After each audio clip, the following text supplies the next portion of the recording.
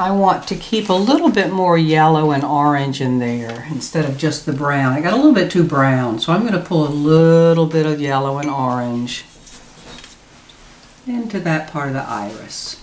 I'll do the same thing over here. See, I'm going to start with yellow here. And then I'll pull in a little bit of that orange. Just right around here. So now we have some color in the iris. I rinse my brush, I wipe it on a paper towel, and I think what I'm going to do now, it's kind of dry, I'm going to go back in with a little bit of black inside the pupil. Remember, you want to leave that white spot white, that shows life. So I'm taking my brush, I'm putting it into the black paint, and I hold a brush just like you would a pencil, and you don't want to scrub, but you just want to kind of place it on there just like you would drawing with a pencil. And there we go. It's starting to come to life. I'm going to do the same thing here. Brush is in the paint, and then the brush is going over here, keeping that white spot white, and I'm going in and coloring the pupil. How's that? I like that a lot. All right, next thing I think I'm going to do is add a little bit of color to the nose. Now the nose is kind of pink, but it's got a little orange to it. I still have a little orange up here, but you can take your brush and put it back in the paint and add a little orange to that plastic palette. It's really basically what it's called. And now I'm going to put my brush in the water again.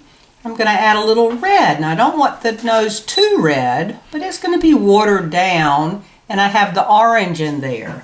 So let's add a little bit of color to the nose. That's kind of nice.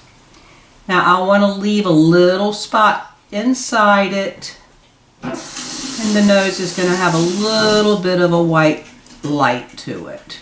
Kind of sparkly there. I like that. I do too. The next thing I think we'll do is start adding kind of some orangish color to the tiger himself. But if you look over here, this part around the eyes, around the snout, we're going to leave that white. And that way we're going to continue the value that's going to give the tiger a look as if it has true life and form. So I'm going to water down some orange, put it up here on this paint palette. And I'm just going to start painting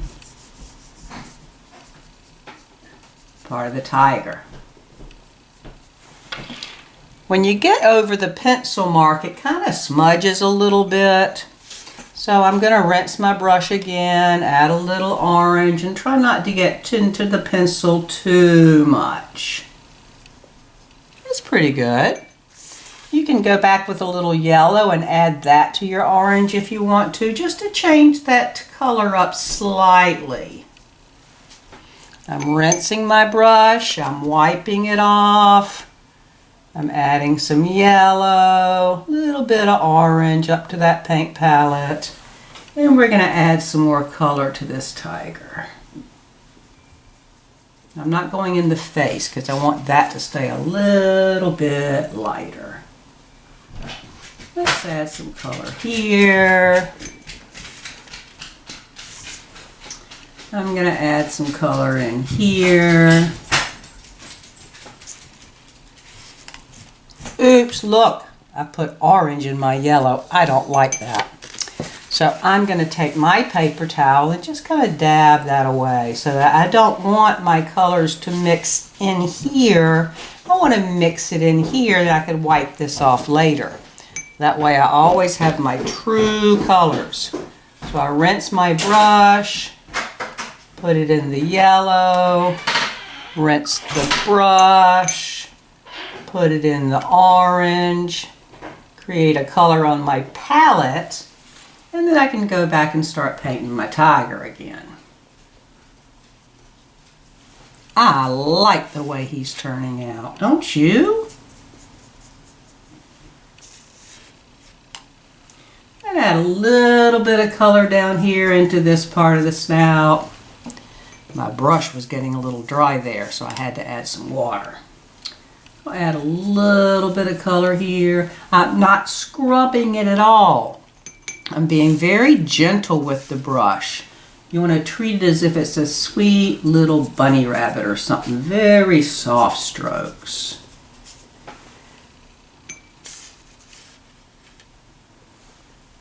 I like this tiger. Do you like yours? It's starting to come to life. I think I'm going to go back with my red now. I rinsed my brush. I'm going to add a little red to this yellow that I have on my paint palette.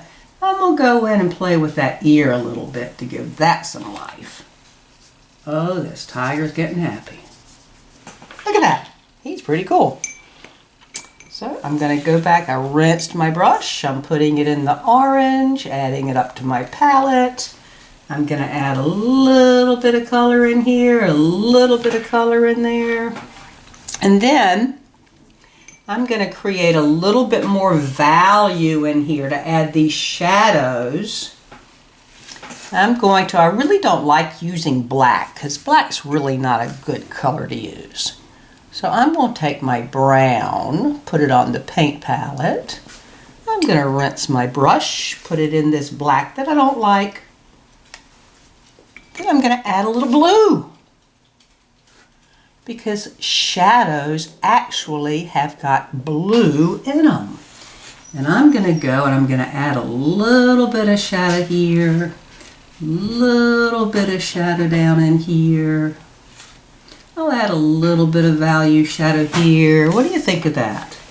I'm not scrubbing it. I'm just adding a little change, a little value, a little shadow. And what I did is I mixed my brown